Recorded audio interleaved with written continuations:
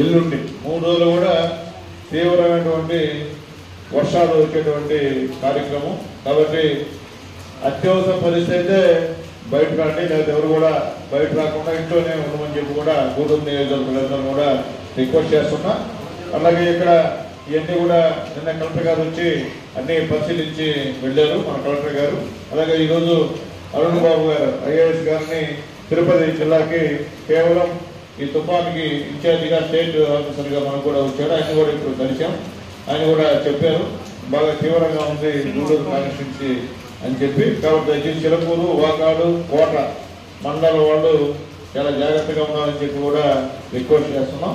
ఎక్కడైనా నీళ్లు రావడం అయ్యే కూడా పునరావాస కేంద్రాలు కూడా కలెక్టర్ గారు ఎంఆర్ఓ కూడా అన్ని ఏర్పాట్లు చేస్తూ ఉన్నారు. ఇంకెక్కడన్నా దృష్టికి వచ్చినట్టు కూడా ఏమన్నా చెప్తే నేను కూడా అధికారుల దృష్టికి తీసుకెళ్తా అని చెప్పి కూడా అందరూ కూడా తెలియజేస్తున్నాం.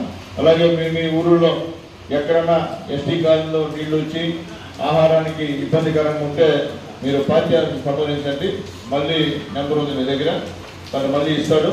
ఎక్కడన్నా ఉంటే ఎంత ఆహారం అవసరం అంత ఆహారాన్ని మనం తెలుగుదేశం పార్టీ తరఫున పంపిస్తామని చెప్పి కూడా లీడర్స్ అందరూ కూడా తెలియజేస్తున్నాను. ఎందుకంటే మన ధర్మం అది.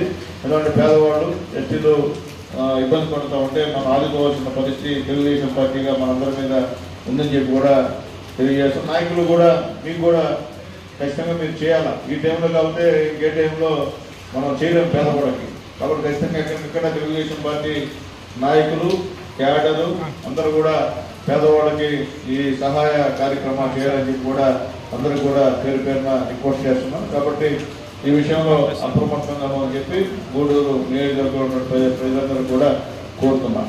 Thank you.